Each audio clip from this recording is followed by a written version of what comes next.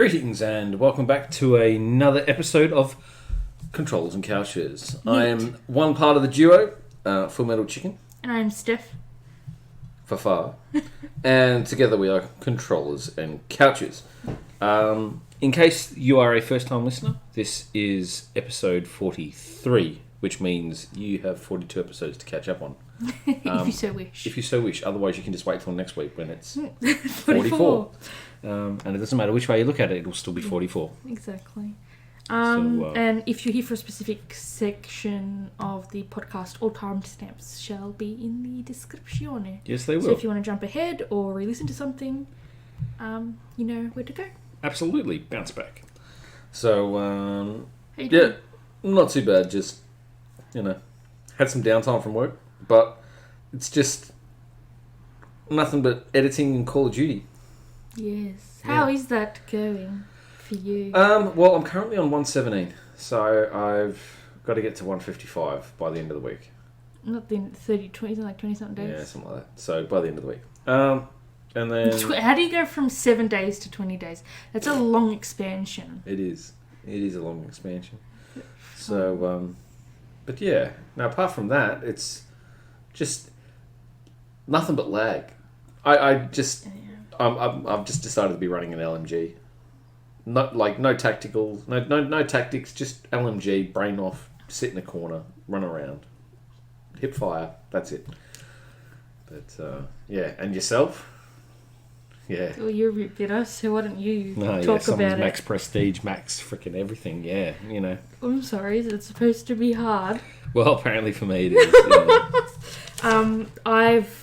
Because they extended the double XP for the next couple of days. Well, it would have been over by the time you guys are probably listening to this. They extended it because of everything running quite slowly and people weren't happy, and rightly so. Everything has just been really janky. Yeah, on their end. Really janky. And they've been really unhappy about it because they've been paying their devs to obviously patch that up, and it hasn't been done. And no, it hasn't. If you want more in-depth stuff, please go to Phase Jev. He talks about it pretty much every single day. Yeah. But I decided while it was double X... Oh, well, originally I decided I think it was Thursday, or was it Wednesday? I think it was Wednesday last week. Yeah. And I decided, you know what? Oh no, Obsidian came out. Yes. The Obsidian patch came out really late, or early I should say for us, but later than it normally would in the afternoon for us. Yep. Because it came out 11 p.m. for the US, and that's when all the stuff comes. So it came out later in the day, I should say. And then so we wasted 18 hours waiting for that update, and then I watched Jev, and then he spoke about Obsidian. And then I was like, you know what? Stuff Damascus. I'll grind for Obsidian. And then so I, within 24 hours, had completely picked up this weapon I hadn't used before, unlocked all the cameras and challenges, got it to the max level, and did the, the 15 kills. Yep. And done. You came home the next day. I had a checklist. It was all professional. If you guys want a checklist for Damascus, because I think I want to start running that challenge, if you go onto the Modern Warfare Reddit page, some person called Ches posted the weapon camo challenges to unlock Damascus. So the full list of weapons and tasks you need to do. Make sure you consult that list, because the DLC guns, if you're not familiar with which ones are the DLC guns, they're not actually included in the Damascus run. Obviously, you need to complete them in order to get the platinum for the classes. Yep. And if you're a true completionist and you want to go back and get gold and platinum and Damascus for it in the end, because you can get Damascus for those guns. Yep. I believe. It's just they don't count towards the Damascus challenge to unlock Damascus for everything else. It's like you're flying through that. Not necessarily, but I did get, I think over the weekend, I did unlock all the SMGs to max level. But my MP7's like completely done, obviously, except for Damascus, because I have to do the whole of the class. My Pila launcher, I just have to get, I think, 20 more vehicle kills. I have done all the assault rifles, well, the original assault rifles, except for the FAL and the FR 5.56 because I don't like single fire weapons right now. So I want to do the sniper rifles and the marksman rifles and then jump back into it because I feel like I'll have some more practice. Yep. So I've decided to pick up with the shotties, and I'm almost done with the first one, which is the 680. Awesome. So I'm going to do the shotties. I'm not sure if I want to do the LMGs and then the sniper rifles or the handguns, but we're just going to see how we go on the day. So yeah, that's pretty much it.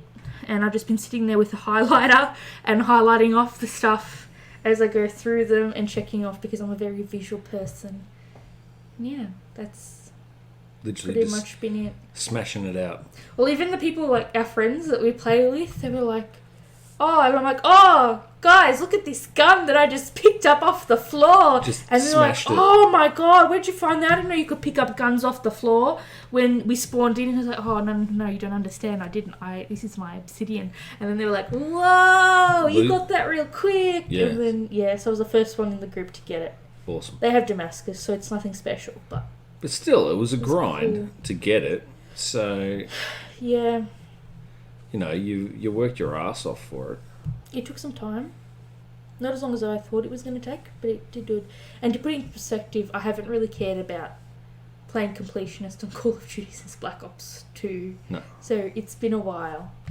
You haven't played been playing strategic and all that sort of stuff. And if anyone, you actually told me this, what's your tip for mounted kills again? Just use a shield. Like there's a barrier that you can just use and drop that and then pretty much just go nuts on that. And then you can mount your weapon on it and then not straight away, but you can help yourself out a little bit easier. Exactly. And it will make it a lot easier. 100%. Alright, any other life updates? No, I've just been doing a lot of Photoshop. I've been celebrating May the 4th. May the 4th, and if you've seen on Facebook gives you an ability to do, 3D images.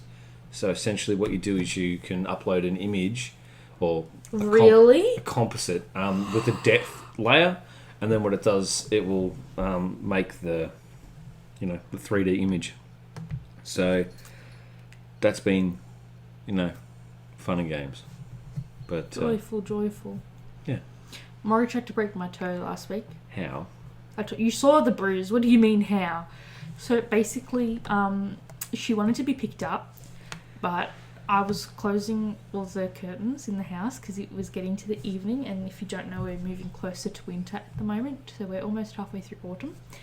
And she wanted to be picked up, and I was walking around her, and then she skittled because she got upset, and she wanted to move to where she knew I was going to close the curtain so I could pick her up from that, drop zone. Yep. From that rendezvous point. And because she skittled, I didn't want to step on her. So I stepped to the side, and then I whacked my toe in the little rise that we have near our wall heater. It's embedded in the wall. Yep. And I, for 4 minutes, thought I had actually broken my toe because I couldn't bend it. And then it just turned out to be very, very bruised. Really badly bruised. For a week. But it's okay now. No pain, no gain, no bruise, nothing. No bruise, nothing. And Moz was just, no problems. No she got her dramas cuddles whatsoever. at the end. Yeah. But still, it was a decent whack. You weren't even home. I know. You didn't even hear it. I know. But it's beautiful. It was nasty. Literally nasty. Thanks. It's like, talk about towing the line. Oh, you're so punny. Yep. Talking about towing the line, Stephanie Meyer announced her... Well, first off, this woman, if you don't know, she's the author of the Twilight series and the host and the chemist. And she decided that she was going to put a timer on her webpage. And when I found out, I obviously freaked out, showed you, set alarms on my phone, and we were good to go. And then the time came, and it was 10:25 p.m. and there were 4 minutes left. So I, had my phone screen recording because if it was what I thought, everyone thought it was going to be Midnight Sun. And then the closer to the deadline, people were like, you know what? Let's not get too excited. She's hurt us before. We don't, it could be the sequel to The Host. It could be something completely different. She could be adapting another movie because she has a Fickle Fish Films production house. Let's not get too excited. No. And then the website just crashed. All gone. There was no word for anything for 5 minutes. And then she had obviously pre-recorded something for GMA, Good Morning America. And they uploaded that to Twitter. And then that's how it was announced to the world that it's now Edward's turn. So on the 4th of August 2020, Midnight Sun is going to be released to the world. I made you call our bookstore pretending to be me. Yep. And I just said, I need you to call the bookstore. This is the ISBN you need to give them. This is our membership ID. And I need you to pre-order me a copy. Because I just couldn't do it, right? And then, so you were like, oh yeah, sure, I can do that. I'll ask them to pre-order a copy. So you call, and then you say, hi, I'd like to place an online order. Yeah, I know, right? And then she's like, this isn't the online way to do that. You have to go online. And then you were like, oh, I'm sorry. And you were about to hang up. I'm like, no, you need to pre-order this book. You're not putting an online order through because I want to have it on the day. And then you were like, oh, yeah, that's right. This is it. And then you wanted to give her phone numbers. I'm like, no, it's attached to the membership card. Give the poor girl the membership ID. And then bottom line is I probably should have just done it myself. But I have secured my copy. Yep. Well done. Thank you. It's in the ether now. I hope so. And then didn't they tell you that it's heavily embargoed? Yeah. And which is fair enough because this has been leaked before already, the first sixth of the book. Yep.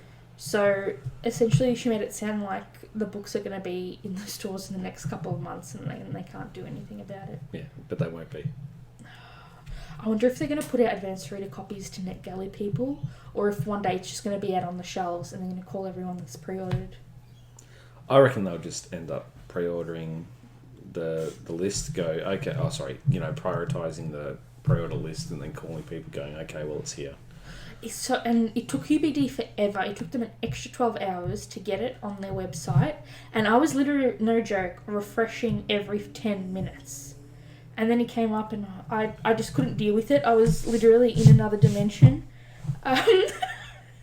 And so I asked you to do it for me. And my brother was hi James. My brother was giving me shit and he was like, borrow it, get someone like the library to buy it for you. And you borrow it through the library. And I was like, in the middle of a pandemic, buddy. Sounds like sage advice. Very sage advice. But, and I'm sorry, it's like my favourite book series of all time. So I wasn't not going to get it. But yeah, okay. That's it for the Twilight. Oh, and I wanted to say, I actually tweeted, only Stephanie Meyer would announce this on the most sacred Star Wars Day. Yeah, it wasn't like it was May the 4th or anything, but no, you know. Only she would interject on May the 4th. Yeah, so destroy Star Wars Day. And also on that note, apparently Baby Yoda has surpassed Darth Vader as the favourite character. Baby Yoda, baby Yoda. Yeah. Baby Yoda. Mm-hmm. Yeah. Can I go on that Baby Yoda earring rant? Yeah, go for 5 minutes. Alright, so there's this girl, you know how it's like all support small businesses, support Australian businesses.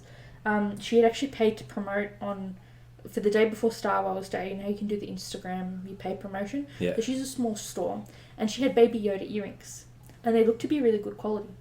So nowhere on her website did it say that it was nickel free, and so I posted on her Instagram and said, "Oh, I'm so sorry to bother you. I can imagine you're super busy, because you're gonna get extra orders coming in today. But I just wanted to ask, are your earrings nickel free? Like, are they sterling silver? You know, what's the tea?"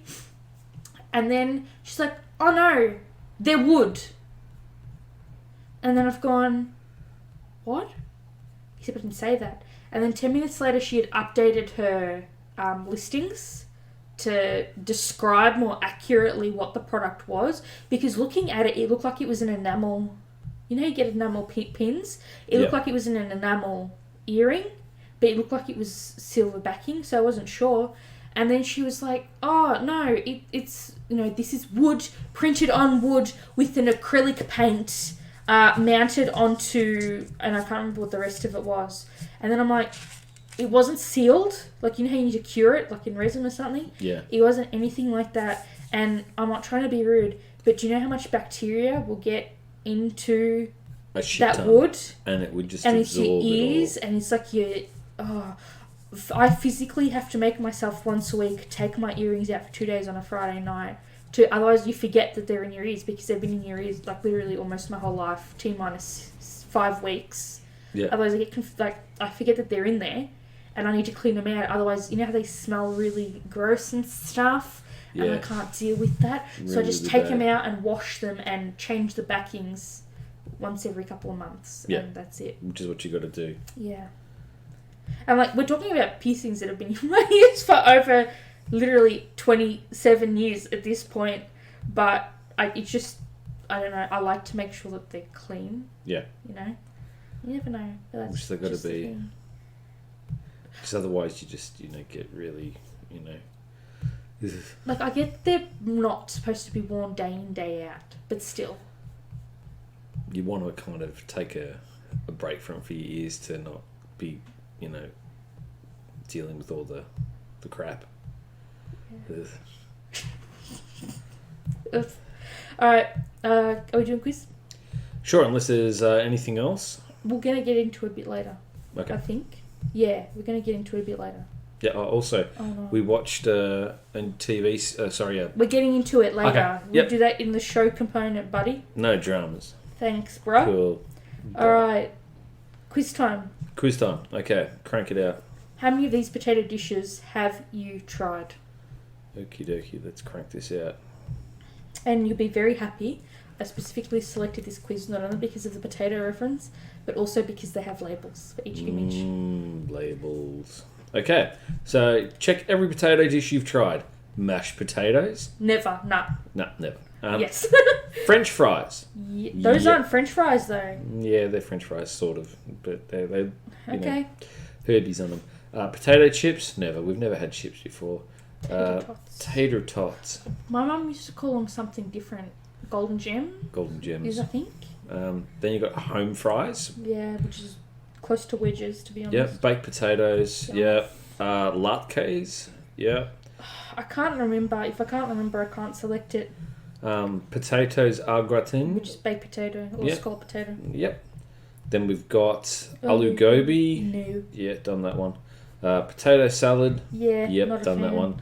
Potato soup. Yep, done not that one. Not a fan. Waffle fries. Yep, done them. Then we've got hash browns. Yeet. Yep. Potato hummus. Yep. No. Gnocchi. Potato gnocchi. Every day I'm gnocching. Potato pierogies. Yep. No. Done them. Then we've got potato casserole. Yep. Is that like shepherd's pie? Different. No. But close. Okay. Then you got rosti. No. Yep, done that. Curly fries. Yep. Yep. Then we've got poutine. Poutine. Well, poutine. Yeah, poutine. I haven't. Yep, done that. Potato croquettes. Yeet. Done that. Hasselback potatoes. I haven't. No. Done them. It's sort of like another version of potatoes on a stick, only without stick. Yep. Then we've got potato rolls. Nope. Yep. Sag aloo. Nope. I may have tried that in the past, I think. So I'm put that as yes. Shepherd's pie. I want to make some shepherd's pie now. Yeah, I feel like shepherd's pie. I should go get the stuff for it. We should do it. Squadalia. No. Yeah, I've done that like just for shits and giggles. Cool. Potato empanadas. No. Yeah, done that.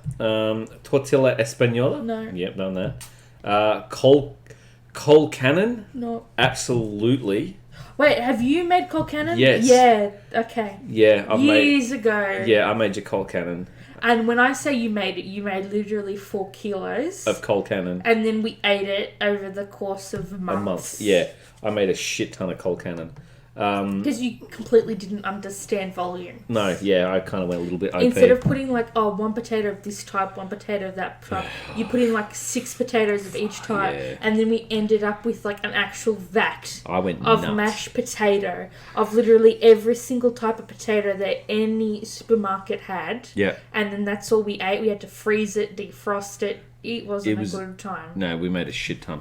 Then we got potato buns. No. Crinkle fries. Yes. Yep. Potato frittata. No. Yep. You can put spinach and stuff in it. Potato dauphinoise. No. Yep, done that. Patata bravas. No. Yep, done that. Potato puffs. Yep. Yep. Potato crab cakes. Yep. Nope. Then you've got shoestring fries. Yep. Shoestring fries. Yep. Potato dumplings, of course. Is that just baby steamed potatoes? potato? Yeah, essentially. Put some, chives of parsley on top of them. Yep. Potato moussaka. Yep. Yep. Bubble and squeak. Shit tons of bubble and squeak. I don't even know what that is. Basically, it's where you just, put veg in mashed potato and then you fry it. Why is it called bubble and squeak? Because it bubbles and squeaks. Okay. Yeah. Artiste. Potato stir fry. No. Potato scones. No. Yep. Okay, let's see how hardcore we are. Okay. I got 42 out of 42. I'm a potato expert. You're a constant consumer of the world's greatest carb, and as such, you are doing life exactly right. I have no words of advice for you. Just keep doing exactly what you're doing. You're an inspiration to us all. Damn straight, I'm the potato man. I'm a potato fan. I checked 19 out of 42 on the list. I've experienced a good range of what potatoes have to offer still, and I hate to say it, I'm not living up to my full potential as a potato consumer.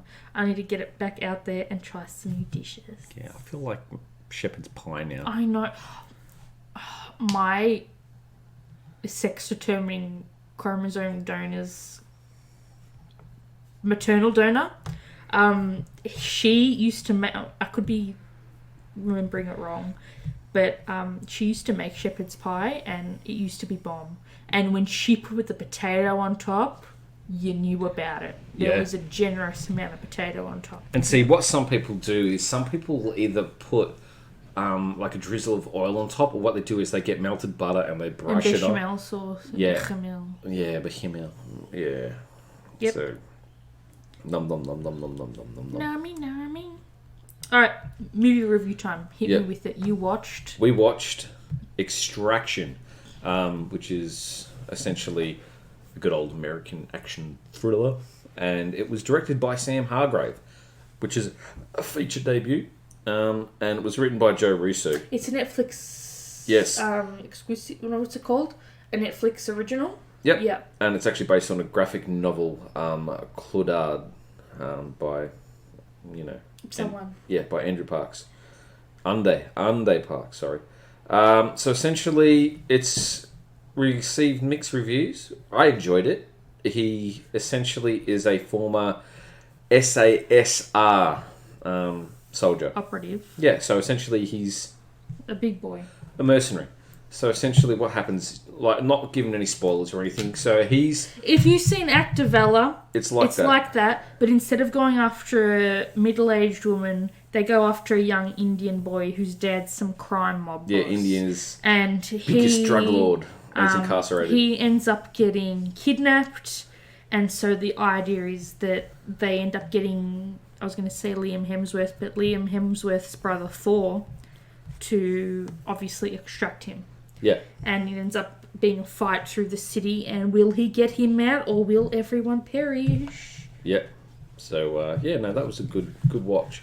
Some of the fight scenes were really well choreographed, I gotta say, because we were watching a lot of neck breaks, like really. And there's one bit in the movie. It's about probably 2/3 of the way through. They're in a street fight with some kids, and I'm not going to say anything else. But you watch it, and essentially he just slaps them around. That's it. It's hilarious in that sense, where you just kind of go, meh. But definitely worth a watch. I think there might be a sequel to it. So, yeah. Left it open, apparently. I give it about 7 out of 10. Yeah. It was a solid. I was reading while you were watching it, so I was like just there for the main parts. So I'd give it about a 5, to be honest. No disrespect, but if that's what you want to watch, please watch Activella. Yeah. People give a lot of shit to Activella, but I don't see it. So yeah. That's just my personal opinion. Yeah. We don't watch any TV shows. We're rewatching Teen Wolf. Yeah. At the moment, because our Stan free month is coming to an end, and I already cancelled it, so I don't have to pay, because no one's watching it anyway. Yeah, it's all bye-bye. You can obviously re-up at any time you want, because your account is technically still there. Yeah. But if no one's watching it, I'm not going to pay. money for a service we're not using, if that makes any sense whatsoever. Yeah. Like, I even cancelled my the Microsoft Game Pass for the moment because I'm dedicated to Call of Duty right now. Yeah. So if I get bored of COD, you can easily re-up your Game Pass subscription. I've got like 10 days left, but it won't bill me a bit again. Like, it'll let me access the games for the rest of it because I want to play season 2 of Life is Strange. And I'm about an hour into episode 1. So I'm in it, but I just haven't been playing. So I'm not going to pay for a service I ain't using right now. No, you just and again, I got it for free. So the service was about to start charging. And I was like, I'm out of here. Yeah, it's all bye-bye. Yep. So, anything else? Essentially, it's we've been doing the whole 10-year anniversary World of Tanks. So last night I jumped on, had a bit of a play with the clan. And we were doing like this regiment thing where you go up against bots, like really hard bots. And I do believe that one of the comments I made during the game is like, is there a way we can report the bots? That's how bad I was doing. So, yeah, that was... sorry. While you were on the topic of bots, I started, as I said, the 680 shotgun last night. And obviously, the way I like to unlock the challenges is... I try to get the gun to as high level as you can to get it to the no attachments camos. Yeah. Because it's a lot easier to play the gun with no attachments, no perks, and then once you've unlocked that challenge and that camo, you can add you can add attachments back to it, because otherwise it's just annoying. Yeah. And you get so used to having the attachments there. And so it was literally less than level 1. Right? It was a startup gun. Hadn't used it before. And then some guy was like, oh my god, this cunt just sniped me across the map with their shotgun. And I was like, at the end of the lobby, I was like, I'm sorry, dude. Literally, I can show you my Obsidian MP7. I've never played with this shotgun or a shotgun class before. Yeah, apart from gun game. So it's not... I'm not modding. You'd have to be doing a lot better than 23 kills to be modding. But you've been getting some real shit lately, just from gamers. Like, it's... Some of the stuff I've been hearing is just a joke. You know? Like, really, really bad. When we're playing with the friends, I put my headphones in and I'll talk to them. Yeah. But if it's just during the day or nights where we're not all playing together, I don't put my headphones in, because then I'm tempted to actually say fuck off, because I did that a couple of times, and then one guy was literally like, I'm gonna find out where you live and stab you in your ovaries. Yeah, that was and I was pretty like, shit, that one. Please calm ahead, that's fine. And then I found his because you can go to people's, what do they call it, their Xbox gamer profile, and some dickheads put in their full name. And so I found this kid because it was a unique name, and he says where he lives on his gamer profile. So I found him, I found his mother, and then I messaged his mother. And then his mother was like, I am so sorry, I will talk this out with him, thank you for bringing it to my attention. And I just blocked a lot of them, because I was like, this isn't anything. Yeah. And I obviously made a burner account to do it. Oh, yeah. But she didn't need to know that. It is what it is.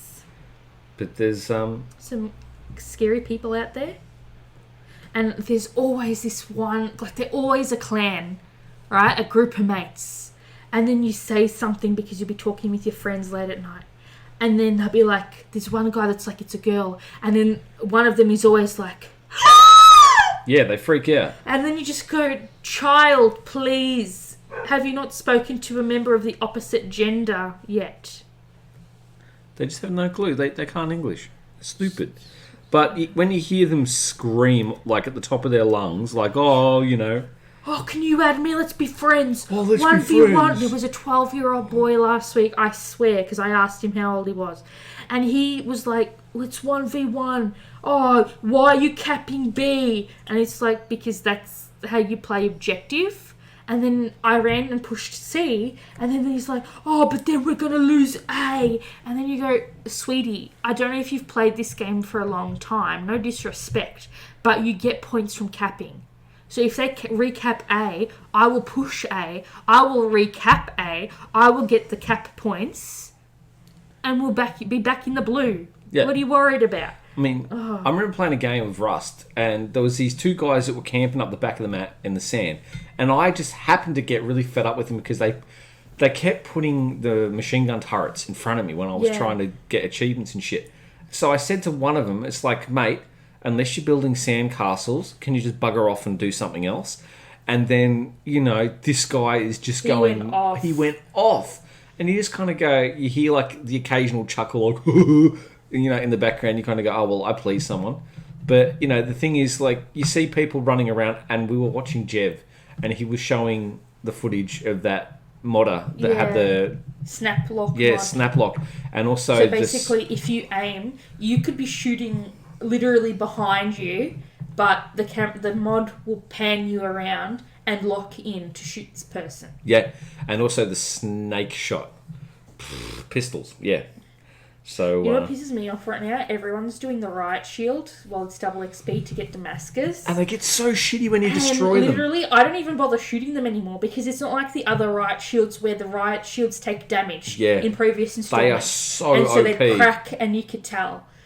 So if you're trying to get Damascus, I would suggest you jump on the riot shields now before that stuff gets nerfed. Yeah.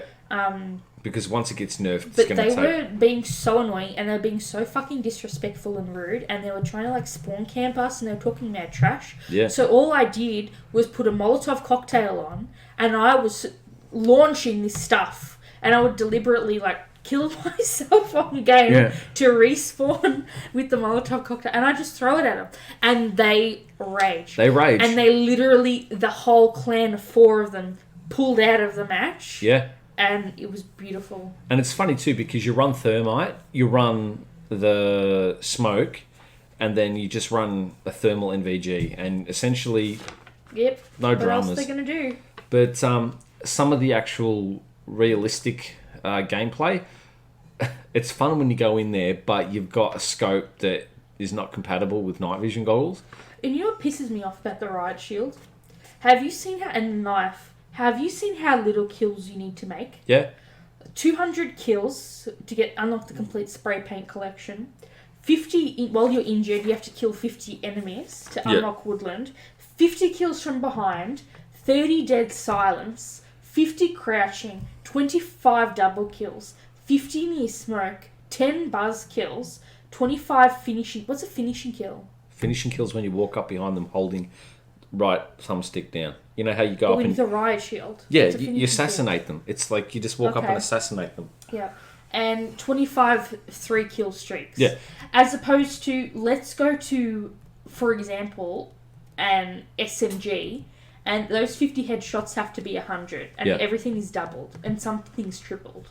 Over tripled. Like, really, What's really the point? You can get your riot shield done. Yeah. I might actually do that then. Do it now. Before it gets nerfed. Yeah.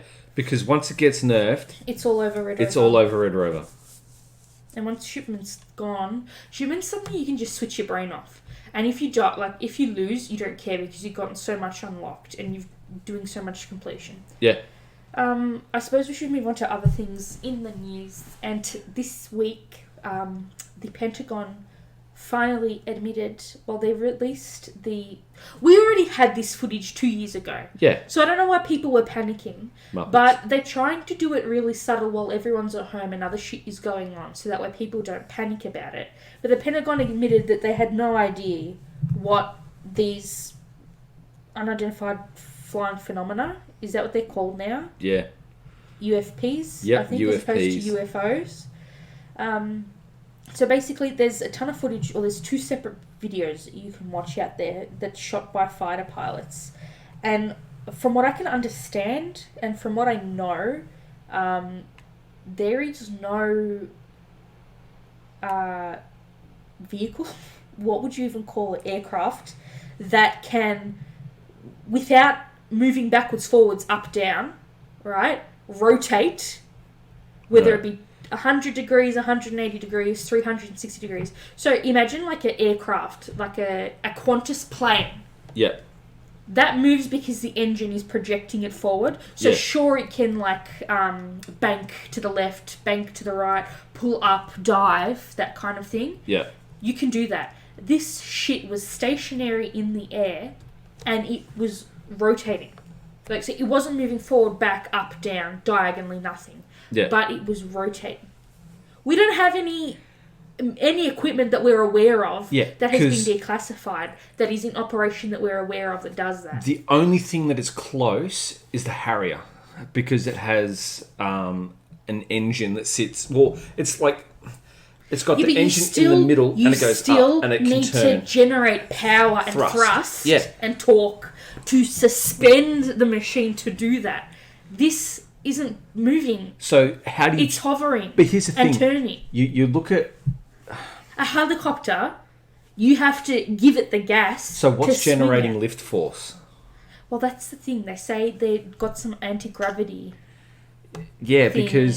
Silent engines. It was running cold. They had no idea what it was. That's why it's an unidentified flying phenomena. Yeah.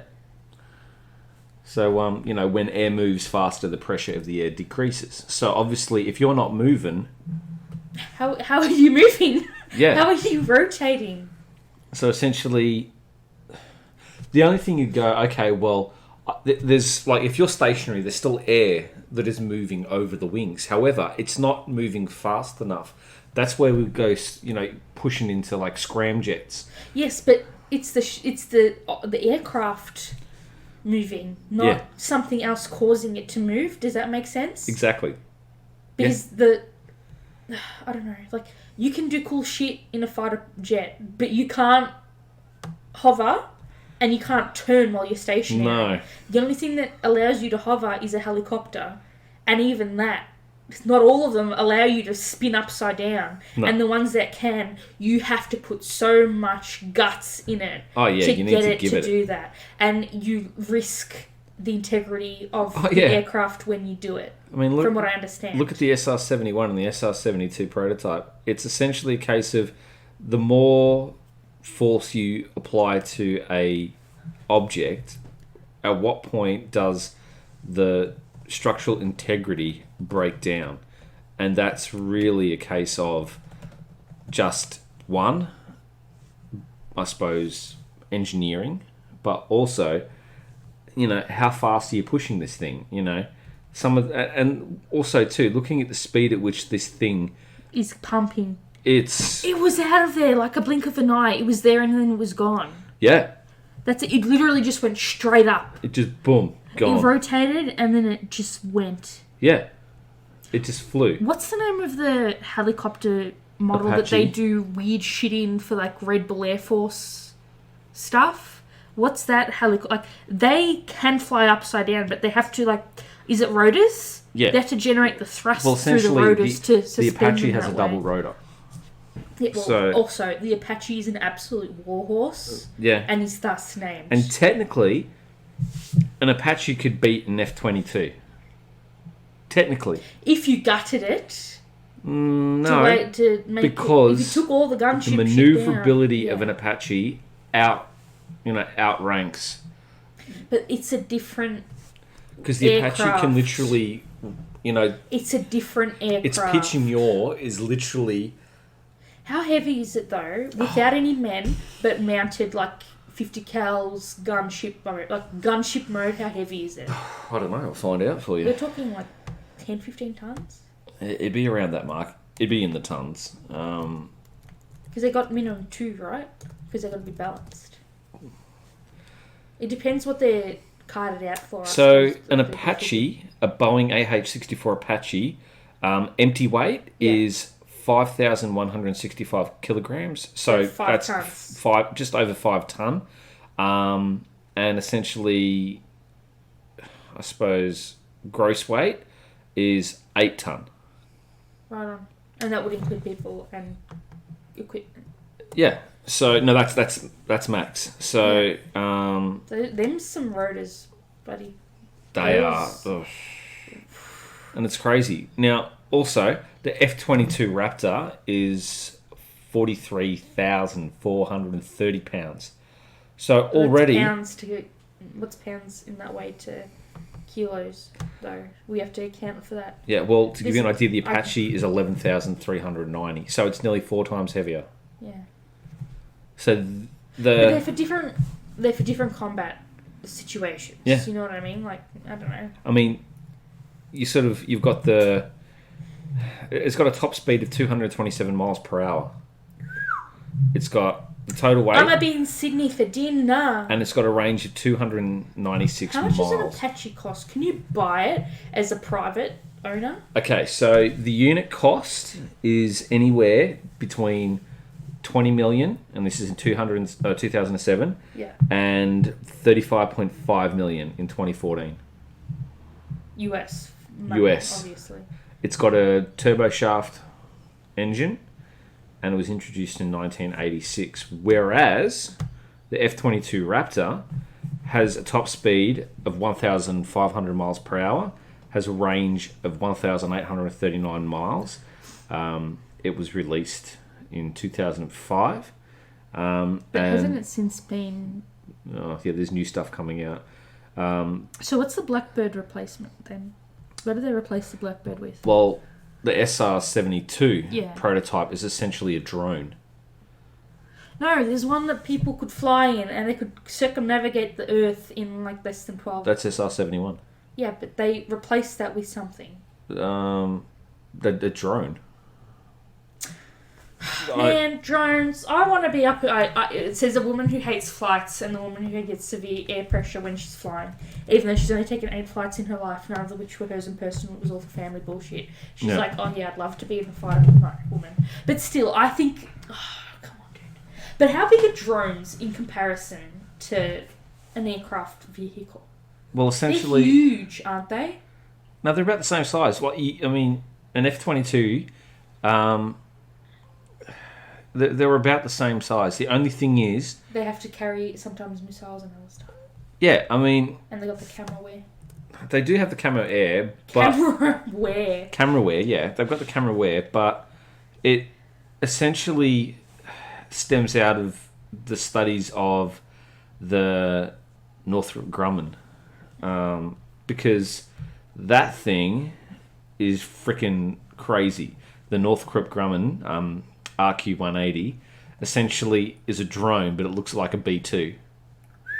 Now, the other thing is, think of like a triangle. It literally looks like a triangle. It doesn't have any rear, fins or anything. All it's got is the two wing. It looks like a boomerang. It looks like essentially like twin engine, like twin, engines, I suppose you could say. And it's essentially a UAV. That's what it is. Unmanned aerial vehicle. So essentially this thing takes off and lands on its own. And it acts and looks... When you say, does someone just press a button and it goes and it's programmed to do what it needs to do, and then people just watch the footage? Or is someone there with a joystick flying it?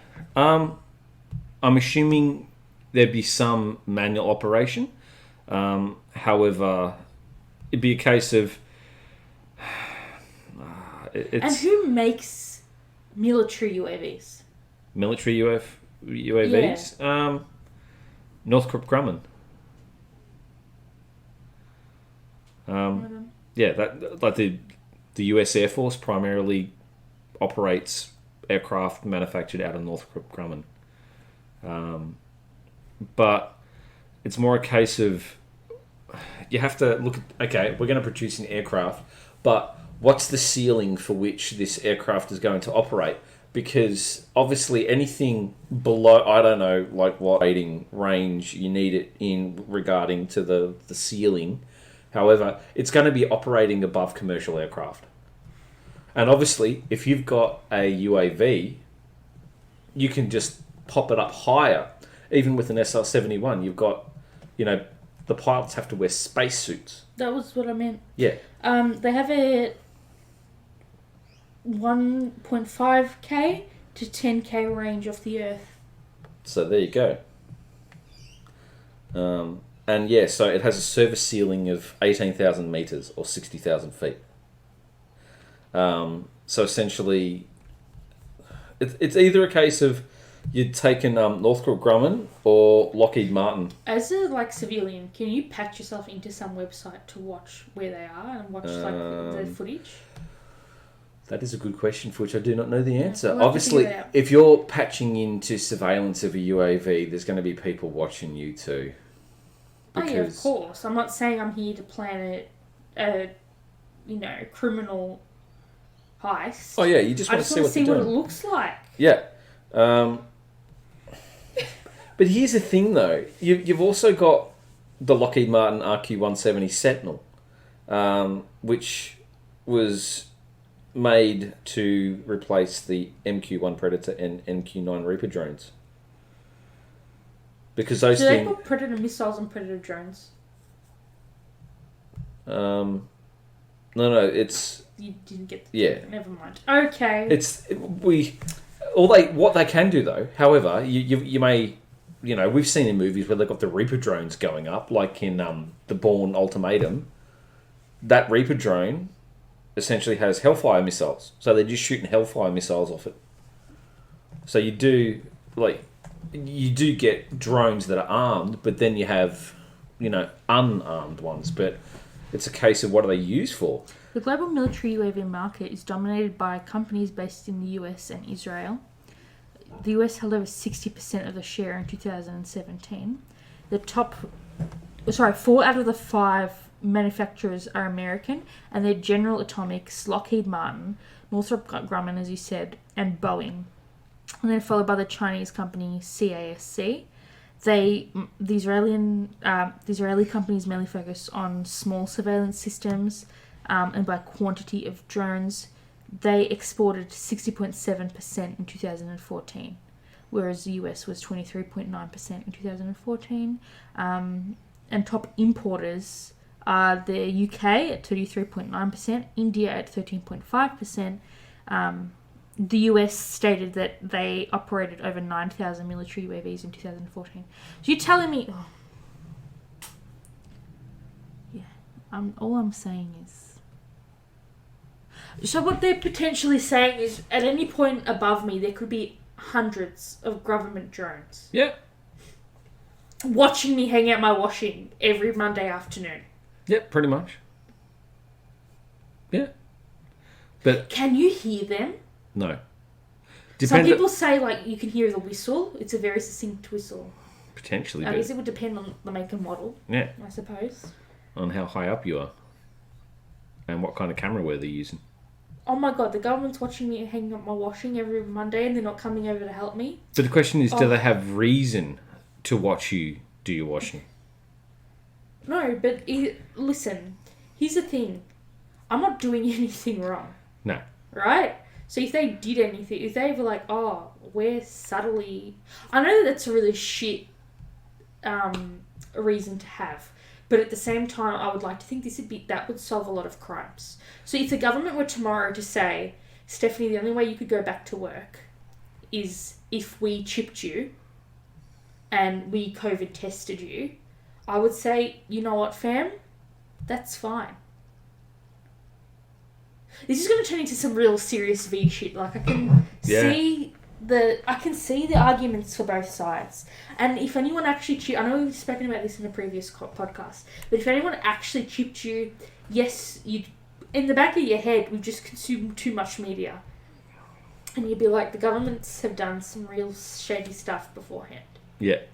And we have consumed a very large amount of media. It's like people going on about the flu shots at the moment. And everyone's like, workplaces are offering free flu shots. And people at uni, our uni has finally started to do it. And everyone's emailing me saying, you need to get your flu shot. It's like, you don't think, as someone who works in the medical research field, that I didn't get it the literal week you rolled them out? Yeah. Oh, but it's okay, get another one for free. Why would I waste 2 doses when someone who actually...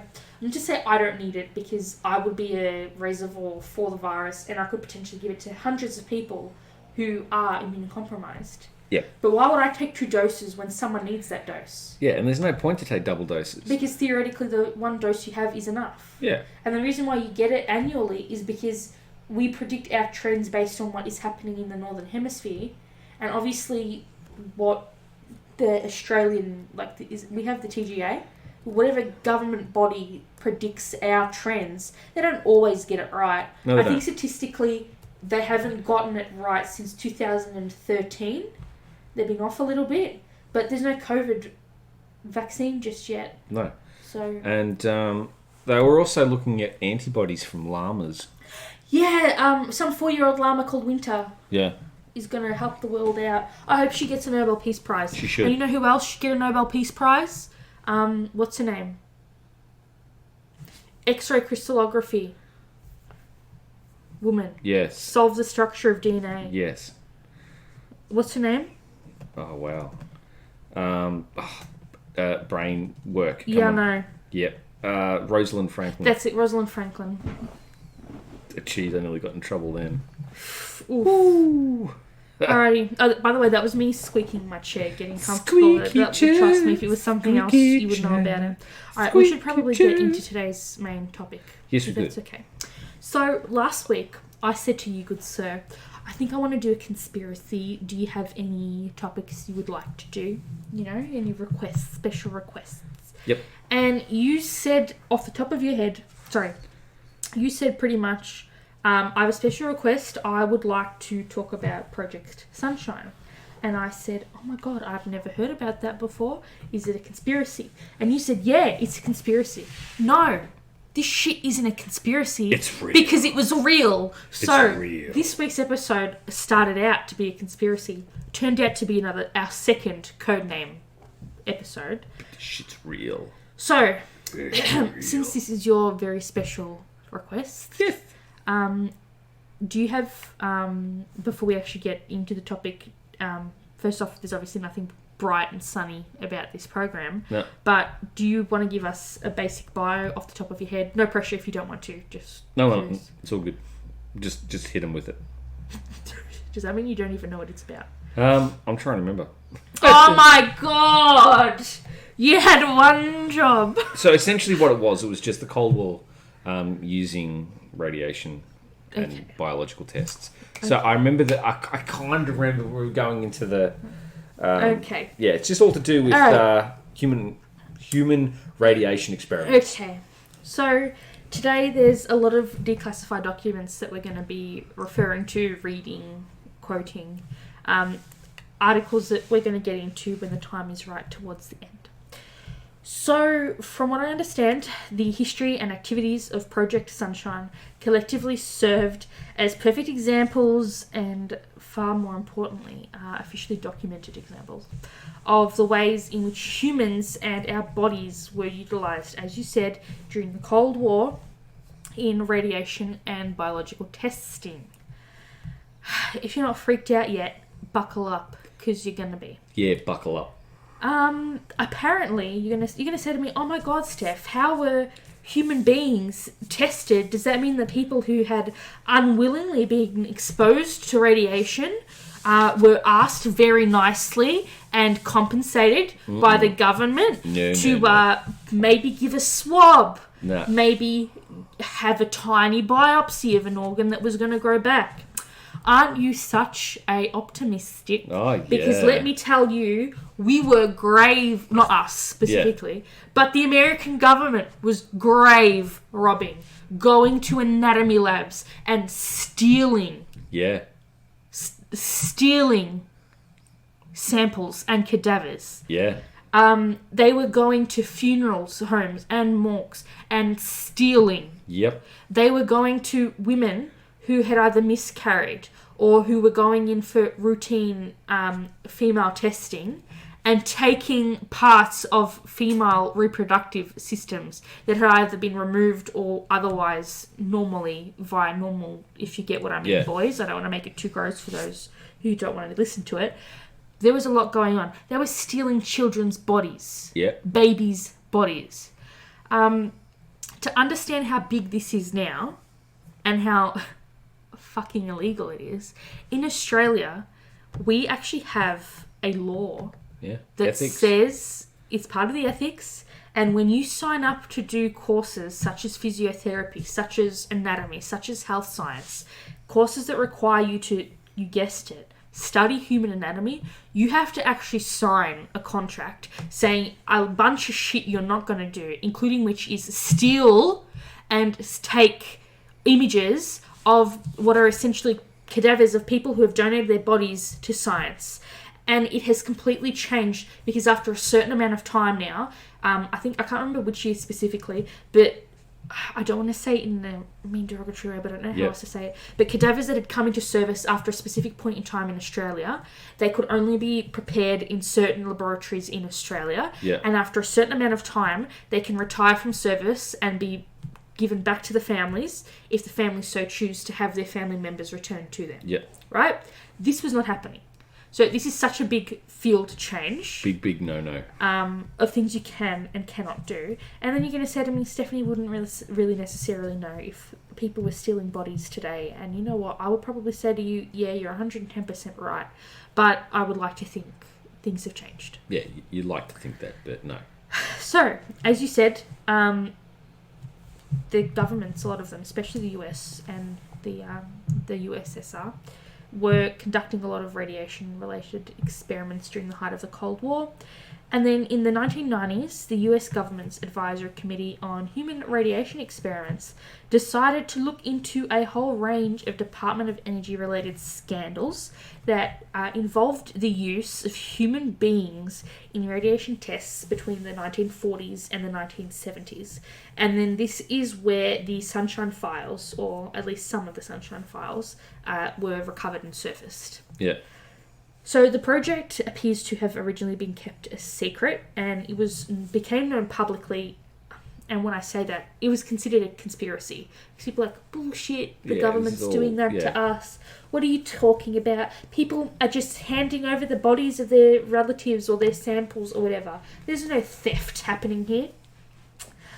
So apparently this whole project was a joint commission between the United States Atomic Energy Commission, or the AEC, is how I'm going to refer to it a couple of times throughout the course of this episode, as well as the United States Air Force Project RAND. That's another project I want to get into in the future, but very kind of basically the RAND Corporation stands for Research and Development. It's essentially considered the Australian version of the CSIRO. Yep. So from what I understand, I think it does answer to the US Armed Forces. It is financed, I do believe, by like private companies, corporations and universities and private individuals. But I'm pretty sure it's there for the government, run by the government, if that makes sense. Like the CSIRO so they control is for us. Yeah. So I'm pretty sure that's what that is. So Project Sunshine was started because they wanted to examine the long-term effects of nuclear radiation on the biosphere. And the biosphere is literally we live in the biosphere.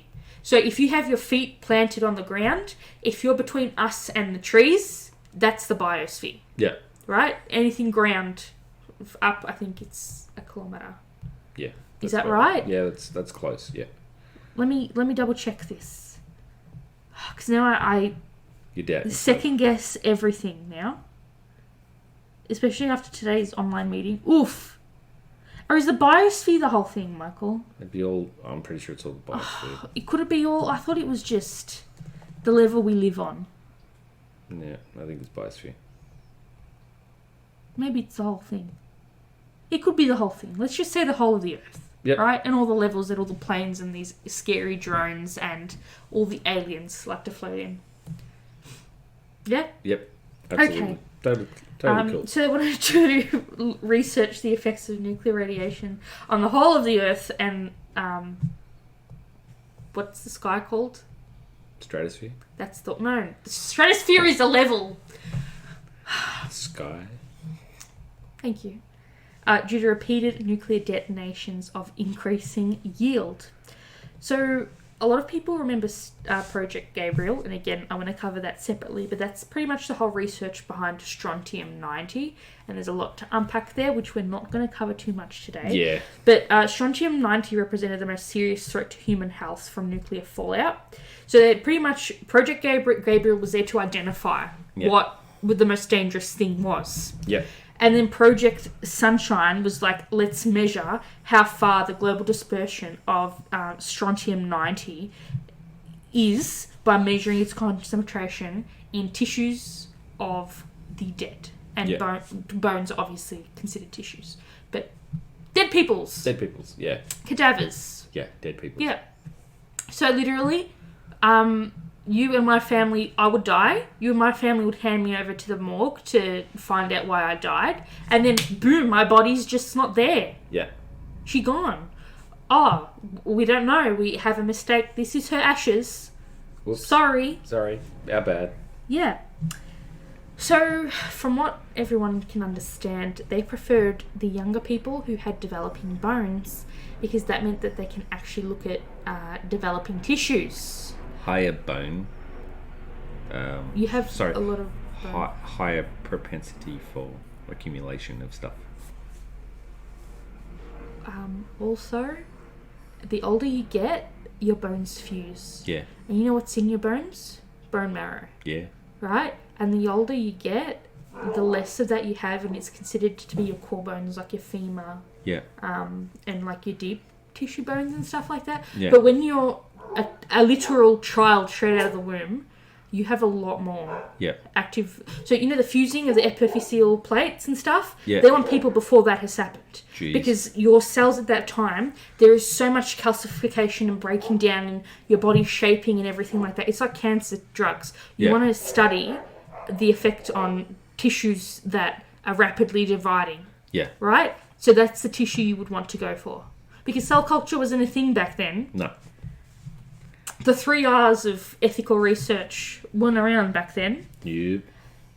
So they were like, oh yeah, let's have a look at these young people with developing bones because they would most likely have the highest propensity to accumulate strontium-90 and thus be the most susceptible to radiation damage.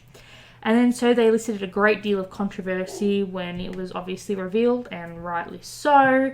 Apparently a lot of the samples that were utilised were essentially collected without any permission or knowledge of the deceased person, their relatives, and so they didn't know until literal decades later.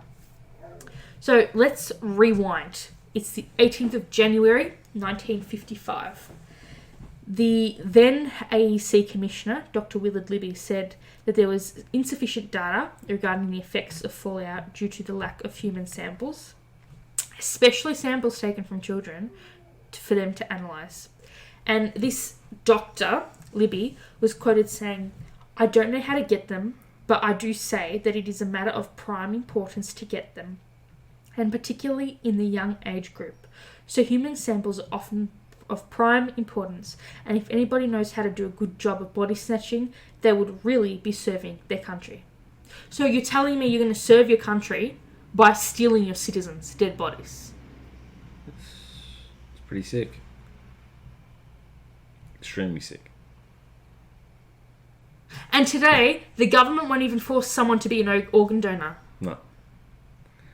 It's pretty messed up. But the Americans were body snatching in the 40s and the 50s and the 60s. Which is really, really, really scary. But you in perfect health, who could potentially save tens of lives? Yep. No, we won't make you do anything. Your body's your own. Rot in the grave if that's what you want to do, or burn. But we're going to take your body, say the American. Yep. So, you're going to ask me, what? They only took like 5-6 samples, Steph? That's not a big deal. Yeah. No. They just logged 1,500 samples alone. Gee. That they were able to backtrack, right? Yeah. And you go like, that's not much. Do you know what? They only analysed and admitted that they analysed a third of that. So they could have potentially stolen 1,500 people or 1,500 people's samples, but they only measured a third. Yeah. Which is just ridiculous. What's the point? Yeah. It's... When you're body snatching so much in your data and your whole hypothesis is garbage, but you're not going to be like, And how do you store that? Yeah, in a big fridge. Imagine the transport. That's different. Okay.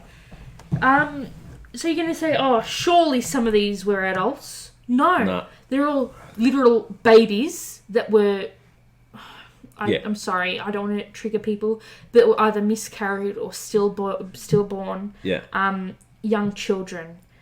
And you're like, oh, only America. No! Do you know how many people in Australia alone were body snatched? And stories throughout you, and I mean, like, literally, you can read it in the news. Yeah. Australia, Europe, and their parents and their families had no idea and did not consent to it. So, because they wanted to get global, right? So they literally went to different continents, different countries around the world, and were like, oh, that's a 4-year-old child? Literally, imagine if it was some man in black. Imagine that. Alright, just some person some CIA officer pretending to be Australian. Yeah. Like their Australian consort. And they're like, oh yeah, imagine someone just stepping out of the Canberra embassy, the US embassy in Canberra. And just being like, oh, I'm just going to go to the children's hospital. And then just being like, oh, I'm a doctor. I have to give a lecture. I need to take this sample. Pay off. $100 back then would have been worth $800-900. And you just go, how do you walk in an embassy and they can't touch you once you've physically gone on the other side of the wall? Yeah. How do you get it out? That's what I don't understand. Oh, this is some taxidermy for our president, Mr. Nixon. Yeah, good luck with that. How do you do... Anyway, so according to this investigation, a British newspaper reported that British scientists had obtained children's bodies from various hospitals and shipped their body parts to the US. One British mother said her stillborn baby's legs were removed. And the British doctors did that and tried to prevent her from finding out what had happened, and she wasn't allowed to see her baby to dress it for the funeral. Far out. That's going way too far. Why the legs? Because the epiphyseal plates, buddy. There we go. I'm telling you. Yep. I'm telling you. So in 1958, Project Sunshine was brought to Belgium, and the scientists decided, you know what, let's do tests that are slightly different to what we have done before. And let's look at soils in agricultural regions instead of looking at human bones. And again, the 3 R's of science: replace, refine, reduce. Yep. Why didn't you just do that to begin with? Why didn't you just look at cattle around the world that were already being slaughtered for human meat consumption? They couldn't do it. No? Okay, but that's a different story. So they decided to do environmental surveys and environmental research in natural and controlled conditions. Their goal was to see the effect of strontium-90 in the soils and to see how it transferred to the grass and grazing animals and how it would enter the food train, you know what I mean? So it's like, oh, there's grass, and then some bugs eat the grass, and then sheep and cattle eat the grass, and then humans eat that. And then how is it being stored up in the human body? And what's that doing to the human body? And can the human body excrete it? And so on and so forth, right? So they looked at direct influences of strontium-90 by observing how well the contaminated grass and crops grew. And then they published, this Dr. Whitlock had published an article in 1957. The director of health education in the National Dairy Council in Chicago, Illinois, discussed the impact of strontium-90 in cow milk consumed by humans, concluding that the effects of strontium-90 would not be detectably harmful to the general populace of the USA. Wow. So essentially, what they're saying is, yeah, folks, it's probably contaminated, but we can't tell you that. They're like, no, we just got a little bit easy on this. We got to just calm it. Imagine that. Stealing 1,500 people. Just to test that bullshit. Just to be like, oh, there's nothing happening anyway. Yeah. No, that doesn't make sense. You'd think someone would have caught on to them. So I got a couple of quotes from there, from the actual article, and it says, from the foregoing information, it would seem we have a long way to go before the presence of strontium-90 in milk and other foods can catch up with the amounts of radioactivity to which we have long been exposed through natural resources.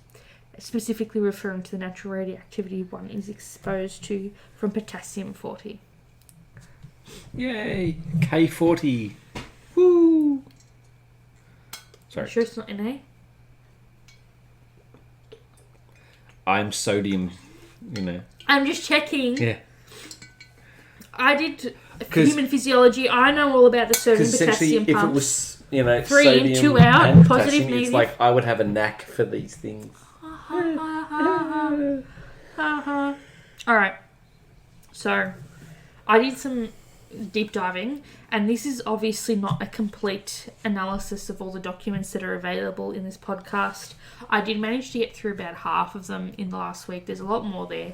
But I'm going to cover I don't want to say the important stuff, but I'm going to cover some of it, okay? Yeah. So, if you go to the National Security Archive, https nsarchive2.gwu.edu/radiation/ you come across the Advisory Committee on Human Radiation Experiments. Now, can you please describe that seal to me?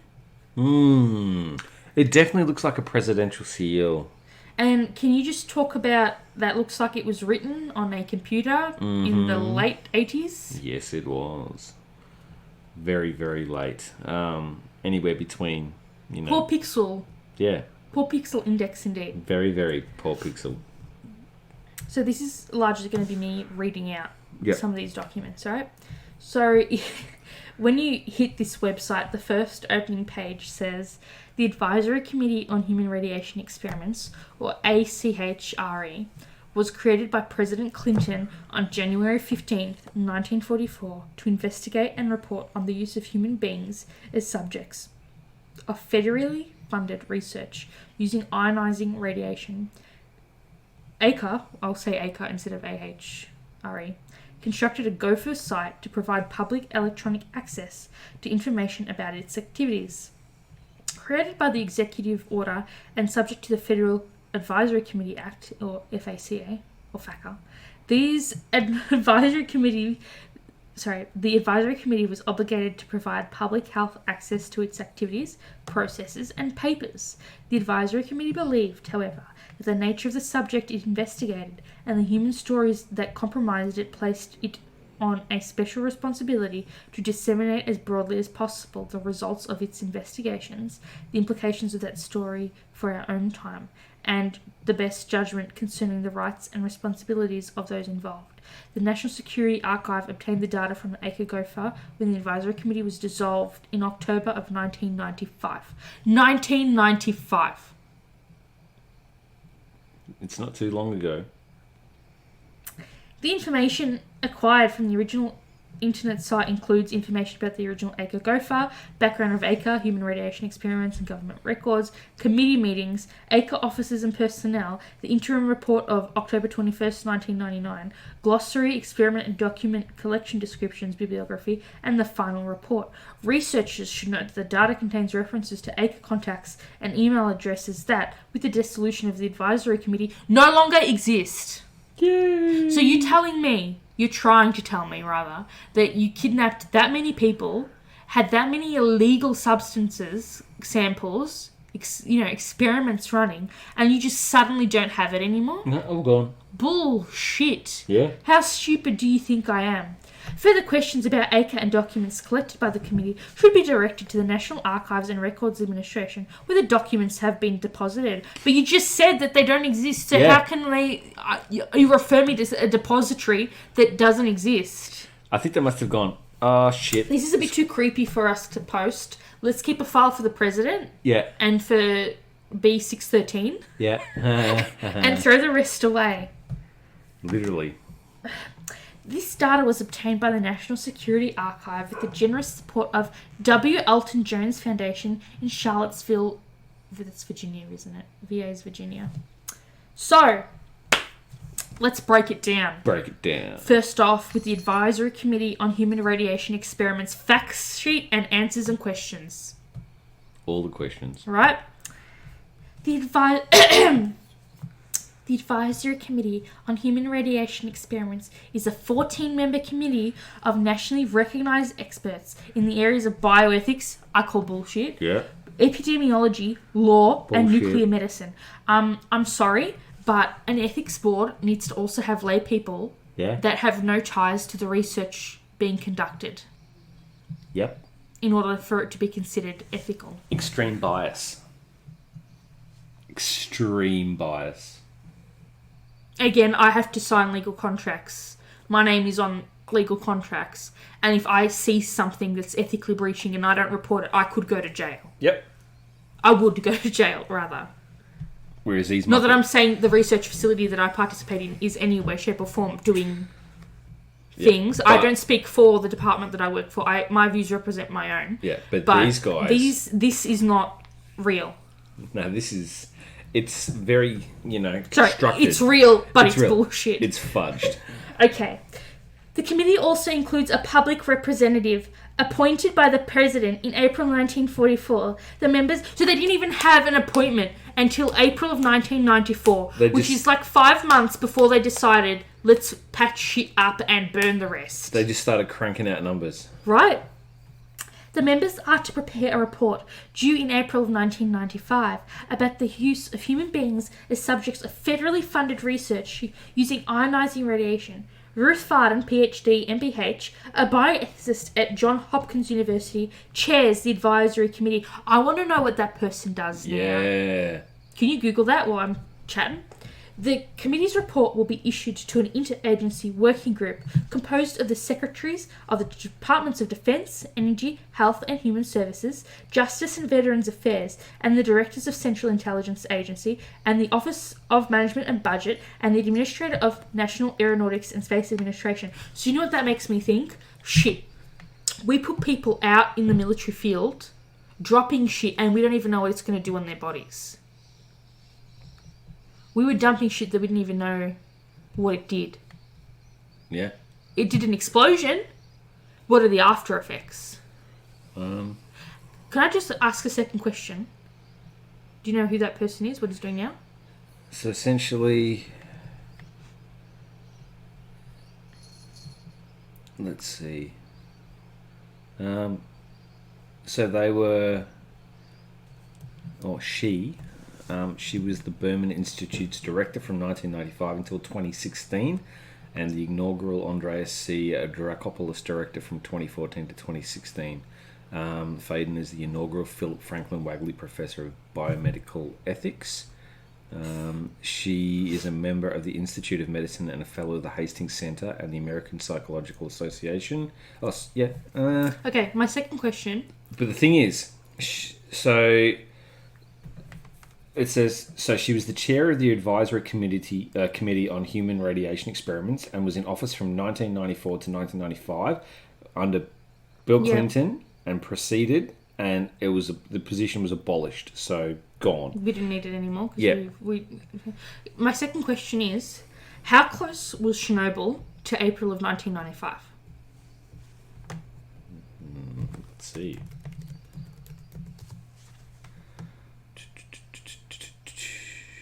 I want to say it was like... 1986. I was going to say like 10 years. Yeah. That's... Yeah, so in 1988, the rayon was de-established. Administration was transferred to the Navy. Do you think there's any correlation to what happened with Chernobyl and them realising? Or was there some other nuclear fallout event that I'm unaware of? Here's the thing. There's been times where people have gone, look, we need to study radiation. And there have been cases where scientists have been able to study the effects of radiation on people. And there was one researcher, a lab tech, who they actually had a failed experiment. And we actually covered this. And essentially, this student was exposed to the highest amount of... That's been recorded. And they kept him alive against his family's wishes to study him. And it also brings like Madame Marie Curie, who's blasting herself with shit that she had no idea was going to give her long-term effects. Exactly. And no one can still approach her her lab book. Yeah, it's that bad. It's crazy. And to think, because that stuff stays around. What do you do? So I'm going to continue reading, sorry. The committee's report will be issued... Sorry, I said that. The committee's charter includes the investigation of experiments conducted since 1942. Not ended in... since 1942 with ionizing radiation, the investigation of specific intentional releases of radiation into the environment, and the recommendation to the working group of remedies for abuse of human subjects in past experiments and of policies to improve ethical practices in today's research. The committee held its first meeting in April of 1994 and has met approximately monthly since. A staff of professionals in history, bioethics, nuclear medicine, and epidemiology works in Washington, D.C. under the committee's direction. The staff is headed by the executive director, Dan Gutman. Stephen Kleidman is a spokesman for the committee and can be reached at the telephone number that has since obviously been disconnected because they said they dissolved all of this stuff. Yeah. The advisory committee meetings are public and material presented to the members of the committee at its meetings become public record. The committee's schedule includes at least one meeting on the West Coast and includes meetings of panels to hear testimony at other sites in the United States. Now we move on to the questions and answers of this tiny, teeny fact sheet. Question 1. Why was the advisory committee formed? The President of the United States appointed the committee to analyse these questions. What is the federal government's responsibility for wrongs and harms to human subjects as a result of experiments with ionizing radiation? What remedies are appropriate for those wronged or harmed? And what lessons learned from studying research standards and future practices in the past and present can be applied to the future? Who are the members? And then it goes into, nationally recognised experts in bioethics, epidemiology, radiation oncology, and biology, and history of science, law, and nuclear medicine. There are 14 members in total. The committee also includes a citizen representative. Ruth Faden, a bioethicist at Johns Hopkins University, chairs the advisory committee. What is the committee authorised to review? The committee's charter includes the review of experiments conducted since the 1940s with ionizing radiation and the investigation of specific intentional releases of radiation into the environment. The committee's mandate does not include common and routine clinical practices such as established diagnoses and treatment of methods. And an important question is how to define the difference between ordinary practice and experimental procedures. Another important question is whether accidental exposures give agencies or researchers a chance to conduct experiments of opportunity. Yay. And then it's like, what will the advisory committee do? That's when they were supposed to provide a report to answer those three questions. It was going to be issued in 1995 for the interagency working group and all the secretaries for all the different joint heads. And then they were going to evaluate today's practices, today being, 1994. How has the committee looked into past practices? The President directed federal agencies to search their files for information about research on human subjects in the past. And then you must ask yourself, how many other human testing experiments were done that they haven't admitted to prior to the 1940s? It's something you don't really want to think about. But you need to know. You do, but I think there's a rabbit hole you start going down and then it starts getting really, really bad. I think there's stuff going on right now as we speak. Oh, of course. That would be... 100... blow your... Look, it's like when people say... My mum used to ask me all the time, so do you think... You know how you do genetics and shit? Yeah. She was like, so do you think that, people are going to be cloning themselves soon? And then I said to her, it'd be a smart thing to do if you had to do organ transplants. Yeah. If you needed... your blood and stem cells and that kind of thing. Yep. But, Mum, it's illegal. Yeah. And she's like, yeah, that's probably better because you don't know who's going to have control of that technology. But you can't tell me that there's somewhere in some deep underground military facility, whether it be China, whether it be Russia, Australia, the US, the UK, someone, somewhere has a cloned human being. Absolutely. They do. And we will never know about it. Yet. Someone's tried it. At least one person has tried it. Yeah. That's all I'm saying. They might not have done anything with it. They might have just created the embryo and then gone, oh shit, I've done what I've done. I better get rid of it. Bleach it, burn it, incinerate it, get rid of you wouldn't even put it on a lab file. No, you'd be like, uh-oh. because you would be, brought into an Look ethics... at this guy who's like, I CRISPR'd the kids to not have HIV. How's that going for you, sir? Yeah, where are you at the Not moment? so well. Not so well indeed.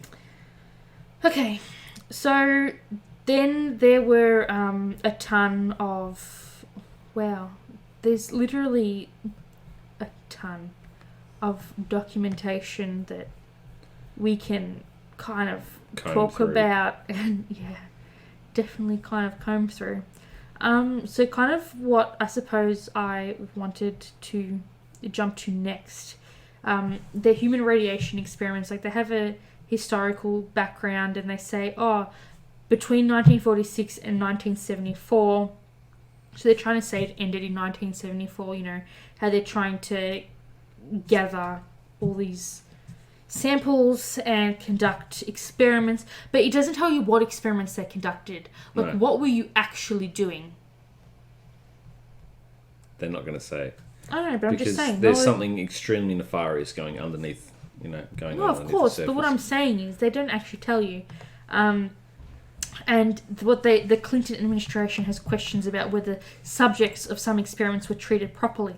And there are indications that in some cases, some subjects may not have been notified that they were participating in the experiment. Some subjects may not have given proper informed consent. And certain subjects gave consent but may not have been fully informed of potential high health consequences of the experiment. Experiments were conducted with disturbing frequency on subjects from vulnerable populations, such as poor people, elderly people, retarded... I fucking hate that word. Yeah. I don't say that as a... But whatever. Well, there's been people in the past who've been given radiation without even knowing. Yeah. Infants, prison inmates, hospital patients suffering from terminal conditions, and some experiments served no apparent therapeutic medical purpose. What does that sound like to you? Dr. Death in Auschwitz? Here's one for you. Albert Stevens, 1887 to 1966, was a victim of a human radiation experiment. He survived the highest known accumulation radiation dose in any human. On May 14th, 1945, he was injected with 3.55 microsieverts of plutonium without his knowledge or informed consent. Just cause. Just cause. What colour's your hair going to grow out tomorrow, bud? Yeah, so... Yeah, nasty. Information about these experiments has trickled out over the years, but the government has never made a true accounting to the American people about this period of the Cold War. President Clinton and his administration are committed to making the government open, honest, and responsive to the American people. The Clinton administration has now launched a major effort to collect and make public all information available about radiation experiments conducted on human subjects by the government. And wasn't this really close to the whole genome sequencing project, in which the American president, Bill Clinton, same man, said any sequence that is conducted, it is illegal for anyone to try and, what's that word? Profiteer. Yeah. You know what I mean? Consumerism. So essentially in this... They can't sell you. No. They can't try to sell you. They can't try to buy your DNA off you. No, they can't. Look at 23andMe. Yeah. Look at all them stupid, what do they call them? Those heritage bullshits. And they're like, spit in a jar, send it to us, and we'll tell you what your nationality is. They're not doing it for you. They're doing it for them. And only 10% tell you that unless you are, no disrespect, but unless you have the appearance to look like you are, for example, African American. Yeah. I'm sorry, everyone has at least 40 to 50% African in them, because you know what? Everyone came out of Africa. Yeah, everyone. That's the out of Africa theory. Yeah. That was the Fertile Crescent. Yep. And that's why, they're bullshit. It's all bullshit. If they don't tell you that, no. When you do that test, that's when you ask for a refund, because you're not happy about that. And, I ain't trying to be creepy, but, I've had a small subsection of my genome tested when I did my blood work, because I needed to find out what blood disorder I had and if I indeed needed specific treatment or not. And it turns out I didn't, thankfully. But you get what I mean. Some things you have to know. But it's not like my GP said to me, Stephanie, unless you pay me $5,000, I'm not going to tell you what the answer to your genome test was. Yeah. Do you know what I mean? You It's can't just- do that. No, you can't. But it was smart of him to back that up, I think. Like, that was a very big turn to kind of be like, no one can... Because, what's his name? The guy who did the shotgun approach. Sanger. Yeah. He was like, no. Yeah, Sanger The one who sequencing. used the shotgun approach, not Sanger. The guy who gets out on his yacht, drops shit. Oh, Craig Venter. Yeah. Yeah, Craig Venter. Because he was like, people were saying he was going to be a billionaire because he was going to, make people buy their genome off him because he was going to trademark the genomes of people. Yeah. Oh, I'm just going to, sequence sharks. Low key. And I'm just a plankton out there, bruh. Nothing serious. Yeah. On my multi-million-dollar yacht, just cause. Yep. Just why not, So, on the 18th of January 1994, the President signed the executive order forming the Advisory Committee on Human Radiation Experiments, and they went through all their actions that we've previously covered. Then you hit the Federal Register, Volume 59, Number 13, the Presidential Documents, the President of the United States, Executive Order 12891 of January 15, 1994, Title 3, the President Advisory Committee on Human Radiation Experiments. Apparently it was a Thursday, and he said, by the authority vested in me as President of the Constitution, as the President by the Constitution and the laws of the United States of America, I hereby order as follows. So he wanted to establish it. He wanted to designate the chairperson. He stated the functions, which we've already gone through. And then he just went on and on about what he wanted, what their intentions were. He signed it off as William J. His name's William? Yeah. I thought it was Bill. That's why they call him Bill. How do you get Bill from William, though? Bill Shakespeare. William. It's short for... William J. Clinton. Okay, whatever. Yeah. I'm not American, as you can tell. And then he signed off. And then, so, obviously, the press clubs start releasing stuff saying the President has announced ethical, scientific, and medical experts as members of the Advisory Committee of Human Radiation Experiments, and so on and so forth. And again, they published who these people were, what these people were doing. So the ethicists were Ruth Faden, as we said, Ruth Macken, Patricia A. King, Jay Katz. The historians were Susan E. Lederer, who had a PhD, Milton S. Hershey. The attorneys were Kenneth R. Feinberg. Or was there just one? Looks like there was just one. They had one epidemiologist, Duncan Thomas, who was a PhD. They had clinicians, radiation therapy, and nuclear medical peoples, being Eli J. Gladstein, Henry D. Royal, Marianne Stevenson, all of whom were MDs. There was one clinician of non-radiation public health, and that was Reed V. Tuckson, MD. There was a military medicine specialist, Philip K. Russellman, MD. There was a radiation biologist, Nancy L. Olkenike, PhD. There was a general scientist, Frank Press, PhD. There was a citizen representative, being Lois L. Norris. Apparently, though, they worked at the University of Nebraska. They were retired second vice president. They were also president of the Omaha National Bank and Omaha National Corporation, Omaha.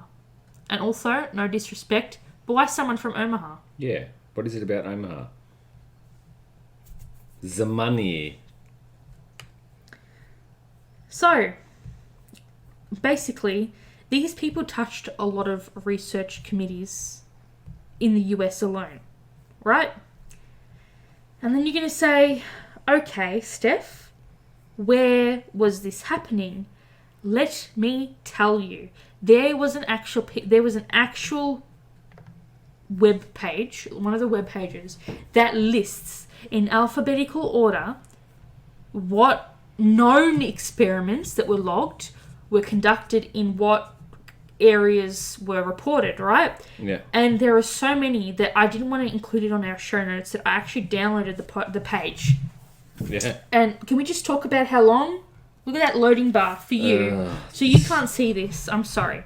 But Ain Sham University of Cairo, 4 different five different Air Force bases, United States Air Force bases. did shit in Alaska. The Ames Research Center, NASA. Yeah. The Ames Research Center Laboratory of Human Environmental Physiology. That's a whole person. Mm-hmm. A whole cadaver was taken there. Yep. All gone. A physiology lab? Yeah. That's a whole cadaver. Yep. Right? The Andrews Air Force Base, Antioch College, Argonne National Laboratory Cancer Hospital, the Armed Forces Radiobiology Research Institute, Armed Forces Special Weapons Project. Oh, jeez. Atomic Bomb Casualty Commission. Atomic Energy Commission. Atomic Energy Commission Idaho Operations Office. Atomic Energy Commission New York Operations Office. You know what that means? Those samples were shipped to and from Idaho and New York. Augustana Hospital. That means that's where they took the sample. Bangkok, Thailand. The Bantil Memorial Hospital. Baylor College of Medicine. Beth Israel Hospital, the Department of Yemen's Research Laboratory, Boston City Hospital, Boston University School of Medicine, Bowman Gray School of Med, Brigham and Women's Health Clinical Research Center. Do you know what that means? That's where they've taken the stillborn babies from. Which is really I'm so sad. sorry to say. Yeah, that's really sad. Brookhaven National Laboratory, Brooks Air Force Base, California Institute of Technology, Jet Propulsion Laboratory. What are you doing at a jet propulsion laboratory? Getting on a plane that you don't want people to know about? Yep. Mm-hmm. Dipping it in a little bit of the nuclear reactor? A little bit there? Camp Stoneman, You think about California. a flight. Like how much radiation are you being exposed to in flight? Yes, exactly. I didn't think of that. Good point. Carnegie Institution, Case Western Reserve University, Case Western Reserve University School of Medicine, Cedars of Lebanon Hospital, Center for Energy and Environmental Research, Center for Human Radiobiology, and there were a lot of samples logged there. Chicago Lying-in Hospital, the Children's Hospital, Cincinnati General Hospital, City of Hope Medical Center, Clarkson College of Technology, Cleveland Clinic, Clinton Laboratory.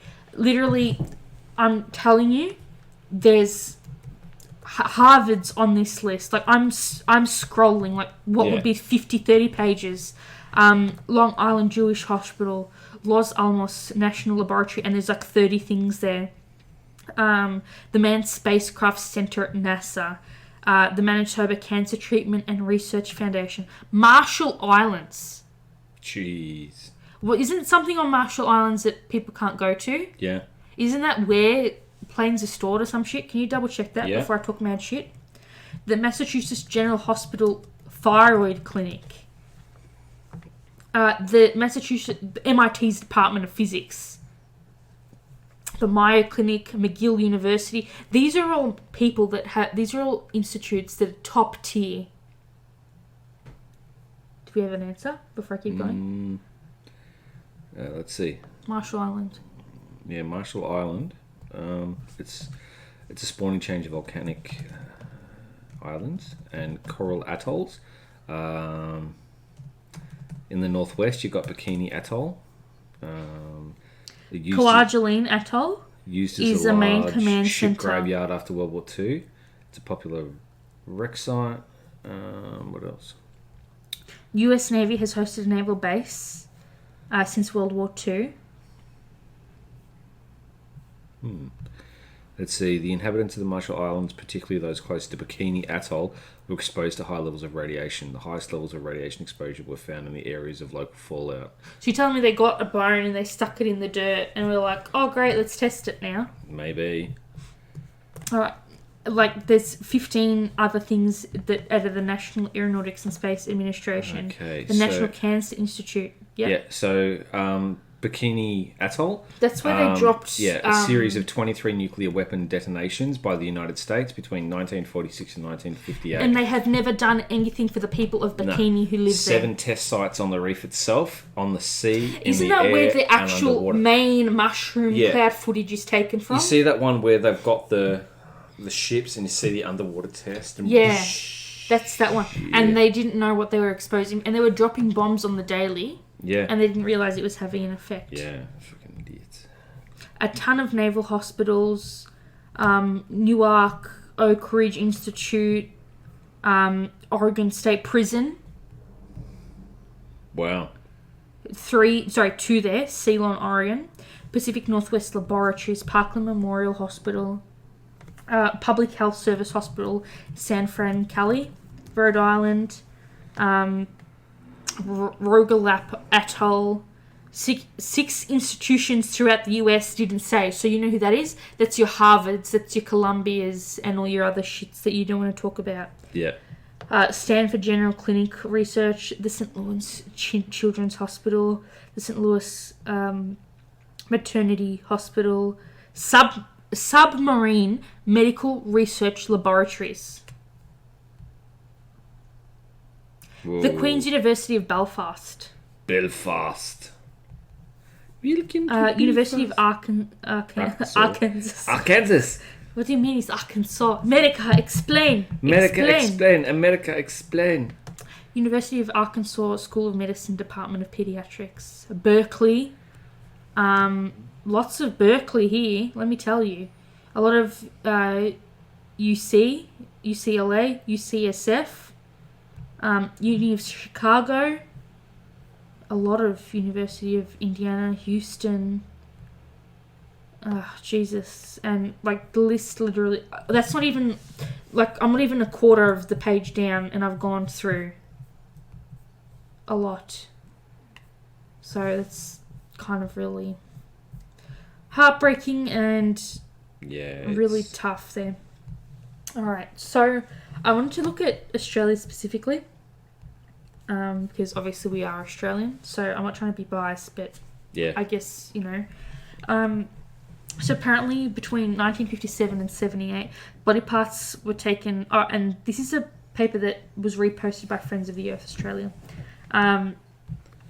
So basically they have articles from the Advertiser, from the Age, which is Melbourne's most, like the Herald Sun is a picture book. Yeah. The Age is top tier. That's a nice way of putting it. Top tier news in Melbourne. However, they're both owned by the same company, and that is the who are those peoples that we don't like? Murdochs. Yeah. If you want good papers printed by Australia, please look at The Guardian. They're one of the best independent news agencies.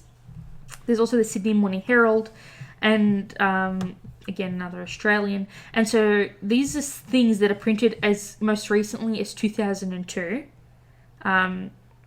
where pretty much thousands of humans' organs and bones were taken for corpses they were going to be handed back to the families here in Australia.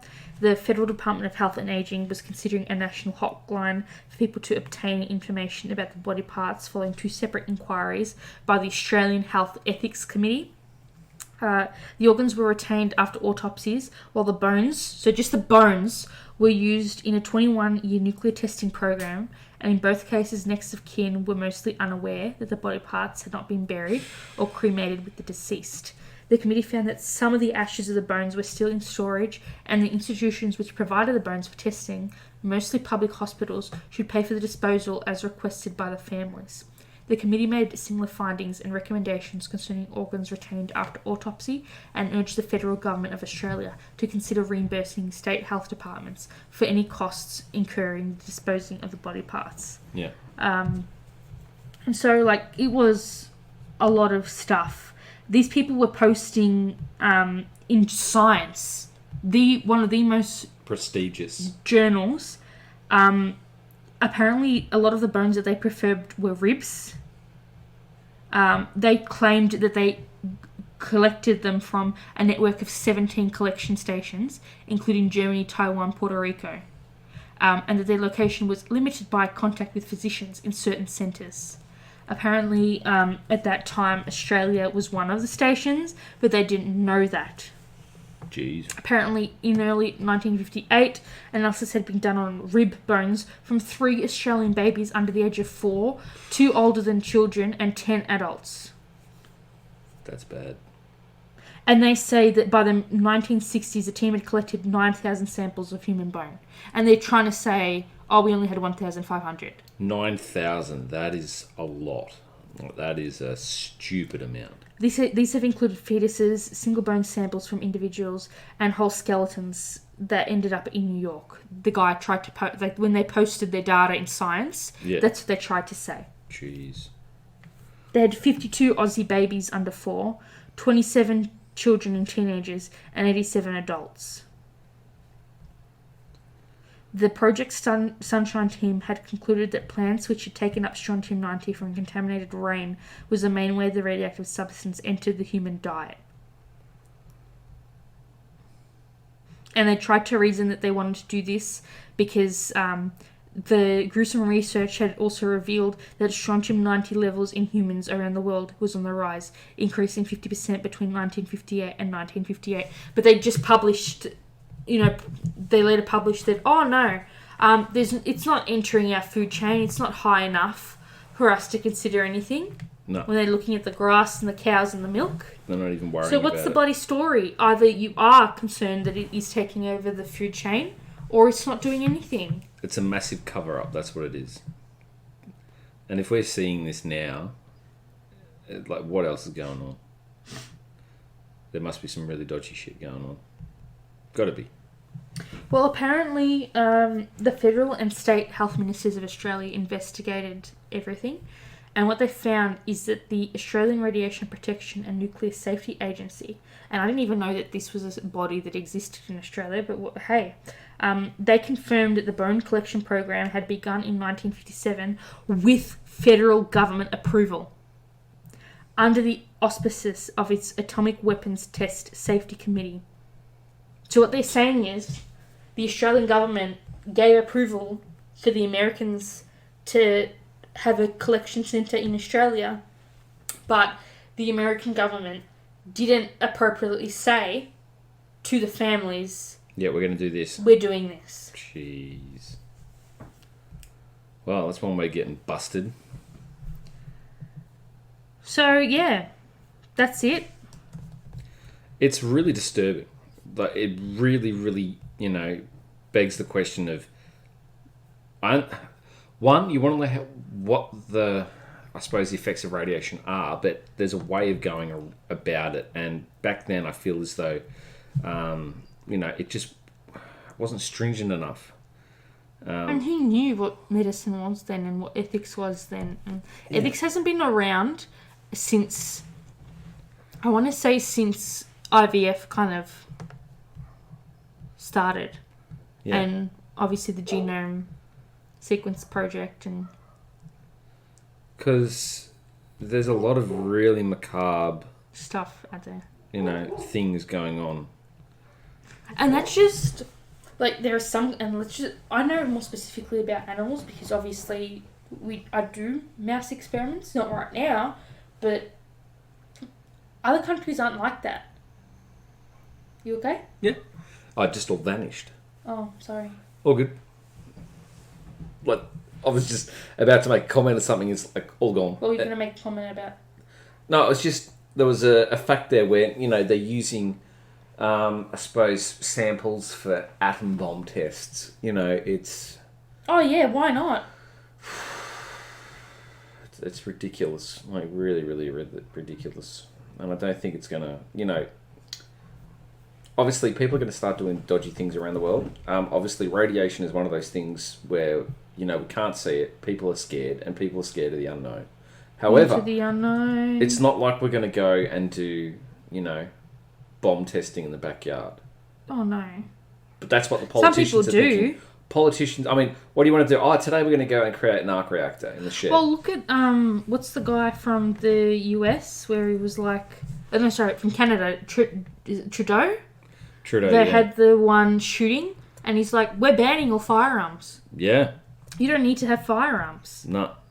And then people were panicking and how can you do this? And he's like, the Canadian government, the Canadian people should be offering a lot more than thoughts and prayers. Yeah. Like the Americans say anytime anything happens. Yeah. And it's I get, we're not really specifically talking about guns today, but I get how people guns are cool. I play Call of Duty. I've shot what did I call them before? Slug guns. Yep. That are styled to look pretty cool. Not professionally or anything like that, but you just kind of go, I get what people are saying, but also people don't understand. I don't think. I don't think they do. And, that's the sad part about it. Yeah. Anyway, anything else you want to add to today's topic? No, that's pretty much on the money. That was quite interesting. A lot of it is disturbing. Quite disturbing. Like extremely, you said, quite dark and macabre on this very macabre. Sunday afternoon. Well, it's actually technically Thursday afternoon for us. But yeah. But, kind of scary. Yeah. Alrighty. Any final thoughts before I do this one? No, I just feel that I think, obviously, everything we're reporting on is going to be taken one way or another. One way or another. There's going to be people who question it. There's the people who are going to accept it. But let us know what you think. Yeah. Like, that's the thing. Like, yeah, because we I'm not saying none of this is right. No. But do you think, like, obviously I think testing to this degree should be, when I say that, I mean properly, ethically. It should be moderated. It should be conducted to people who are willing to participate in said research. Yeah. But yeah, let us know your thoughts and feelings, and like, who should be held accountable? Should there have been $1 billion inquest? I think there should have been. And payouts to the families of those involved. Yeah. I think there should have been a lot more done about it. And do you notice how they just like brush it under the carpet, I suppose? And I suppose at the same time, this was announced in 1995, and this is a quarter of a century ago. Yeah. Shit, that's a long time. That is a long time. My whole birthday, that resonates with me. Honestly, there's a lot of shit that the governments of the world are sitting on, and you'll never hear about it. I think it's a lot like the Majestic 12 thing. Yeah. But even the president doesn't know. He's just a puppet. He's just a puppet, that's all he is. He or she is just the puppet behind the people controlling everything that's going on. Absolutely. Completely, on point. Yeah. Righty. Anything else? No, that was okay. Essentially, that was sunshine and fallout, not sunshine and rainbows. Lollipops and radiation. Yeah, lots of radiation. So, okay. Give us the fallout in the form of a comment or a like or a subscribe. As always, you can find the podcast. Well, we actually have a topic request form. So if there's something specifically that you would like us to cover, you can go onto that, just write the topic down. If you would like to be acknowledged, just chuck in your name or however you'd like to be referred to as using your pronouns. You can find us on Apple Podcasts, Spotify, what else is there? Stitcher, TuneIn, YouTube, Instagram, Twitter. You can email us at controlsencouches@gmail.com. I got an email the other day from Podbean saying that we had been put on the Overcast network. What? So that's another podcast platform that we don't necessarily use ourselves, but apparently you guys do. Nice. Because we've been getting, I think since it went up, a lot of people have been listening to us through that. Which is good. So thank you so much. Yeah. We have, that's that. He's FullMetalChicken. I'm Stephfafahh. Yep. I'm bouncing because I'm going to do some shipment. Yep. After I decide what I want for dinner. And also too, regarding of patients and people getting sick, Kim Jong-il, is he now Kim Jong dead? Let's have a look. We don't know. We would never need to know though, because we're not there. No. And no offense to the Supreme Leader, just calm down. North Korea. DMZ. What? Bad place. Yeah. So, thank you very much for listening. Apparently he reappeared at a factory opening. Wow. Apparently he's a clone. People are saying that there was no surgery. Ah. There shouldn't be any speculation over his health. Wow. He finally emerged back onto the world stage this week after a 20-day absence, which led to much speculation about his health and well-being. Great. Smoking and walking briskly, the vision of Mr. Kim opening a fertilizer factory outside Pyongyang, released by North Korean state media, put rumours that he was gravely ill or dead to bed. But that wasn't quite enough to solve the mystery surrounding why he had been absent for so long and questions over his health.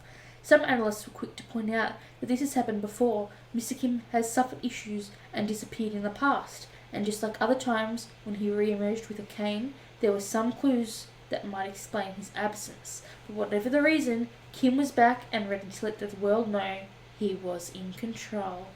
We're likely to know what never happened. We'll likely never know what really happened. Yeah, never know. But, yeah, maybe you put it on his Twitter.